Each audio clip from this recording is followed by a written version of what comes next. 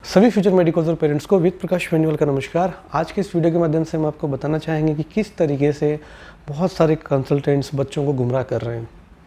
Actually वाकया ये है कि बहुत सारे स्टूडेंट्स के टेक्स्ट हमारे पास आए, व्हाट्सएप उन्होंने मैसेज किया, उन्होंने बताया कि किस तरीके से उनको एडमिशन कहीं और लेना था और कंसल्टेंट्स ने उन्हें कहीं और भेज दिया है। जैसे कि आज एक स्टूडेंट का आया कि उसको इवानो में जाना था, यूक्रेन में, लेकिन कंसल्टेंट ने क्या किया कि उसको पहले बताया नहीं। जब वीज़ा लगा और जब एयरपोर्ट पे उसको पासपोर्ट वगैरह हैंड ओवर किया तो उसको बताया गया कि अभी आपको सुमी में जाना है, सुमी में आप फीस वगैरह मत पे कीजिए और फिर आपको हम लोग इवानो में भेज देंगे, वहीं से आपका ट्रांसफ़र हो जाएगा, एडमिशन भी आपका वहीं हो जाएगा। स्टूडेंट ने उस पर ट्रस्ट किया और वो यूक्रेन चला गया। वहाँ जाने के बाद सुमी में फ़ीस पे करने के लिए स्टूडेंट को प्रेशराइज़ किया गया, स्टूडेंट से फ़ीस ले ली गई। कुछ पैसा आधा यहाँ कंसल्टेंट ने ले लिया, बाकी पैसा जो बचा था वो वहाँ पे जो भी कंसल्टेंट था उसने ले लिया। अब स्टूडेंट को सुमी में नहीं पढ़ना है। मैं नहीं कह रहा कि यूनिवर्सिटी में कोई कमी है, कुछ है, उसके खुद के रीज़न्स हैं जो उसने दिए हैं, यूनिवर्सिटी को लेके उसने रीज़न्स दिए हैं, वो सेटिस्फाई नहीं है और उस स्टूडेंट के रिलेटिव्स इवानो में पढ़ते हैं, वो वहाँ जाना चाहता है।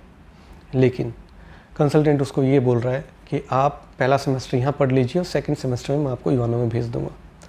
यदि आपके साथ भी ऐसा हुआ है और आपको कोई कह रहा है कि वो आपको ट्रांसफ़र दिला देगा, तो मैं आपको बता दूं 18/11 के बाद में आप सभी नए स्टूडेंट्स के लिए ट्रांसफ़र्स वैलिड नहीं है। इनफैक्ट पुराने स्टूडेंट्स के लिए हमने आरटीई लगाई थी, जिसका अभी तक हमारे पास कोई रिप्लाई नहीं आया है।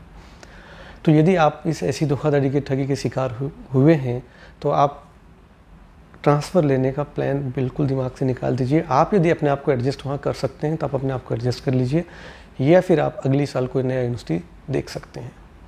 क्योंकि ट्रांसफ़र यदि आपने लिया, आज आपके 6 महीने ख़राब हो रहे हैं, बाद में आपका पूरा करियर बर्बाद होगा। हालांकि हाई कोर्ट में या ऑनरेबल सुप्रीम कोर्ट में कहीं क्या पिटिशन्स फाइल होंगी, क्या होगा, वो फ्यूचर की बात है। मैं सिर्फ एज ऑन डेट मेरा सुझाव आपको दे रहा हूँ। बाकी पैसा आपका है, फ्यूचर आपका है, बच्चा भी आप ही का है। तो आपको तय करना है कि आपको उसको ट्रस्ट करना है क्या। क्योंकि जिस आदमी ने डे 1 से आपसे झूठ बोला है वो आगे क्या हेल्प करेगा आपको। सेम वे में कजाकिस्तान में हो रहा है।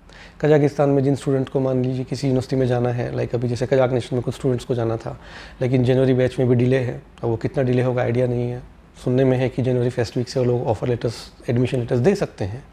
ठीक है, मैं वीडियो बनाया था जिसमें मैंने बताया कि ऐसा चल रहा है। मैं नहीं कह रहा कि एडमिशन नहीं होंगे, ना ही मैं ये कह रहा हूँ कि एडमिशन होंगे ही होंगे। दिल्ली में की स्थिति बनी हुई है। लेकिन बात यह है कि यदि इन केस यदि जैन में एडमिशन नहीं होते हैं तो स्टूडेंट्स के साथ क्या होगा, उनके पास क्या ऑप्शन बचेगा। तो कुछ स्टूडेंट्स को गुमराह ये कह के किया जा रहा है कि अभी आप इस एक्स या वाई या जेड यूनिवर्सिटी में पढ़ लीजिए और सेकंड सेमेस्टर में हम आपको कजाक नेशन में ट्रांसफ़र करा देंगे या किसी एक्स वाई जेड दूसरी यूनिवर्सिटी में ट्रांसफ़र करा देंगे। तो ये खेल यूजुअली रशिया में भी कुछ जगह पे चल रहा है, यूक्रेन में भी चल रहा है, कजाकिस्तान में भी चल रहा है।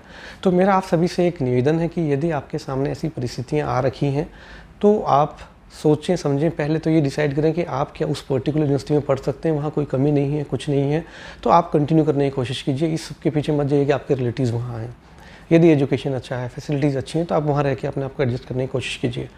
नहीं होता है तो आपका 6 मंथ तो ये जाएगा और नए गैजेट के आने के बाद क्या रूल्स रेगुलेशन चेंज होंगी आइडिया नहीं है। लेकिन यदि आप ट्रांसफ़र लेने का प्लान कर रहे हैं 1 सेमेस्टर के बाद, तो मेरा सुझाव है आप उसके लिए तैयार मत होइएगा। आपके साथ ये गड़बड़ हो जाएगी और ना ही आप यहाँ FMG एग्ज़ाम दे पाएंगे या नेक्स्ट दे पाएंगे और आपका फ्यूचर बर्बाद हो जाएगा। तो आपका पैसा है, आपको तय करना है क्या करना है, आपको उस कंसल्टेंट पे भरोसा करना है या डिसीजन आपको लेना है। सोच समझ के डिसीजन लीजिए, आपके फ्यूचर का सवाल है।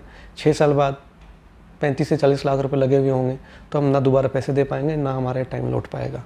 कंसल्टेंट तो सिर्फ हाथ खड़ा कर देगा, बोले मैं क्या करूँ, मैंने ट्रांसफ़र करा दिया था। सबसे बड़ा दुर्भाग्य हमारा इस देश का ये है कि हमारी इस एजुकेशन इंडस्ट्री में जो भी ओवरसीज एजुकेशन कंसल्टेंट बने हुए हैं उसमें से 90% को रूल्स रेगुलेशंस का आता पता नहीं है।